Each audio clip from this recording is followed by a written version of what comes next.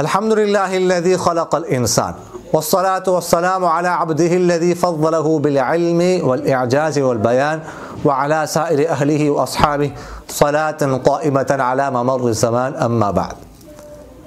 فیصل آباد سے ایک صاحب نے سوال کیا ہے کہ اگر میں وضو کی حالت میں ہوں اور اسی حالت میں کپڑے چینج کر لوں تو کیا مجھے دوبارہ نیا وضو کرنا پڑے گا؟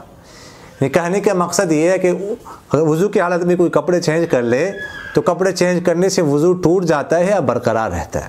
تو دیکھیے گا، کپڑے چینج کرنے سے وضو نہیں ٹوٹتا، وضو برقرار ہے۔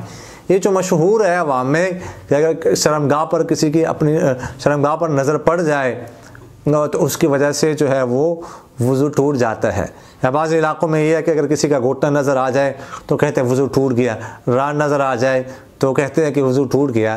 دیکھیے گا، وضو جو ہے تب ٹوٹتا ہے جب جسم سے کوئی چیز جو ہے نا خارج ہو جائے، گندگی خارج ہو جائے، خون خارج ہو جائے، پیپ خارج ہو جائے وغیرہ ذالک کا۔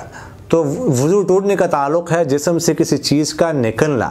تو اس طرح کپڑے چینج کرنا یا اس طرح اپنی شرمگاہ پر نظر پڑ جانا، اس سے وضو نہیں ٹوٹتا، وضو برقرار رہتا ہے۔ اشفاق احمد صاحب نے پوچھا ہے کہ یہ جو ہم انشاءاللہ کہتے ہیں اس کے بارے میں بتائیں، ایک جگہ میں نے پڑھا ہے کہ اس کے معنی غلط ہے، تو اس کو کیسے لکھنا اور پڑھنا چاہیے؟ دیکھیے گا، انشاءاللہ کہنے میں تو کوئی مسئلہ نہیں ہے، انشاءاللہ جو ہے نا وہ کہنا تو انشاءاللہ ہی کہیں گے، لیکن لکھنے میں یہ ذہن میں رکھیے گا کہ جب لکھیں گے تو اصل جو انشاءاللہ لکھنا ہے وہ ان الگ لکھیں گے، شاء اللہ الگ لکھیں گے۔ انشاءاللہ یعنی حمزہ پہ نون شین کو آپس میں ملانا یہ غلطی ہے، ٹھیک ہے؟ اور اس کے بعض اوقات معنی جو ہے غلط ہو سکتے ہیں۔ اگر اس طرح پڑھیں گے انشاءاللہ تو یہ باب افعال سے مصدر بن جائے گا، اس کا معنی ہے پیدا کرنا۔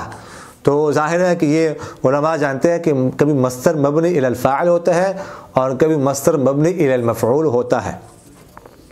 تو انشاءاللہ اگر اس کو مصدر مبنی الی الفاعل مانے تو پھر اس کا مطلب ہے کہ اللہ کا پیدا کرنا، یعنی پیدا کرنے والا اللہ ہے۔ لیکن اگر اس کو مبنی الی المفعول مانے تو پھر اس کا معنی ہوتا ہے کہ انشاءاللہ اللہ کو پیدا کیا گیا ہے، نعوذ باللہ۔ تو گویا کہ اس صورت میں پھر اللہ کو مخلوق ماننا پڑے گا، تو یہ بہت بڑی غلطی ہے۔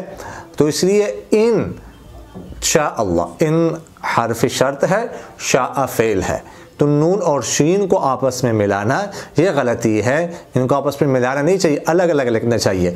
باقی لکھنے میں ان شاء اللہ ان نون اور شین کو الگ کر کے پڑھے یا انشاءاللہ نون اور شین کو ملائے تو تلفظ ایک جیسا ہی ہے، نو تو کہنے میں ایک جیسا ہے لیکن لکھنے میں یہ فرق جو ہے ملحوظی خاطر رکھنا یہ بہت ضروری ہے۔ گوجرا سے ایک صاحب نے سوال کیا ہے کہ ایک بالغ بچہ ہے لیکن داڑھی مونچھی اس کی نہیں نکلی، کیا وہ بڑوں کو جماعت کروا سکتا ہے جبکہ اس نے 15 پارے یاد کیے ہیں اور قرآن پاک بھی باقیوں سے اچھا پڑھتا ہے؟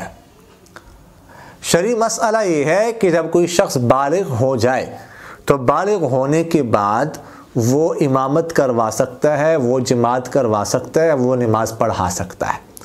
تو یہ لڑکا چونکہ بالغ ہے، 15 سال اس کی عمر ہے، اس لیے یہ اگرچہ اس کی داڑھی نہیں نکلی، اگرچہ اس کی مونچھی نہیں نکلی، لیکن یہ جماعت کروا سکتا ہے، خاص طور پر جبکہ یہ قرآن بھی باقیوں سے اچھا پڑھتا ہے۔ تو اس لیے اس کا جماعت کروانا، لوگوں کو نماز پڑھانا، اس میں کوئی حرج نہیں ہے، یہ جائز ہے۔ انہوں نے ہی دوسرا سوال یہ کیا ہے کہ ایسے قرآن پاک جو ضعیف ہو چکے ہوں اور ان میں ایک پارہ یا کچھ صفحات نہ ہو، کیا ان کو زمین میں دفنا سکتے ہیں؟ جی، جو قرآن پاک بوسیدہ ہو چکے ہوں، ضعیف کمزور ہو چکے ہوں، قابل استعمال نہ ہو، اگر تو قابل استعمال ہے یا ان کو قابل استعمال بنایا جا سکتا ہے تو ان کو قابل استعمال بنایا جائے اور ان میں تلاوت کی جائے۔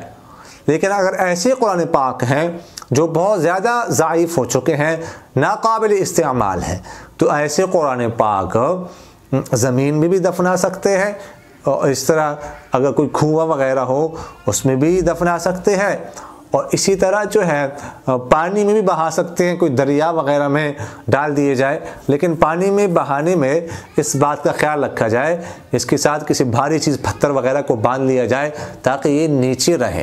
بعض اوقات ایسا ہوتا ہے کہ پانی میں بہا دیتے ہیں لیکن وہ قرآن پاک اوپر آ جاتے ہیں، ظاہر ہے کہ پانی میں اوپر آتے ہیں تو پھر اس کے اوراق جو ہے بعض اوقات سائڈوں پر آ جاتے ہیں، پانی سے باہر نکل آتے ہیں۔ تو اس لیے اگر دریا وغیرہ کسی پانی میں وغیرہ قرآن پاک اس طرح کی بہانے ہو تو پھر کوئی وزن والی چیز پتھر وغیرہ باندھ لیا جائے تاکہ وہ نیچے رہیں، اوپر نہ آئے۔ اقول قولی هذا استغفر الله لي ولكم ولسائر المسلمين فاستغفروه انه هو الغفور۔ میرا دل بدل دے، میرا دل بدل دے، میرا دل بدل دے، میرا دل بدل دے۔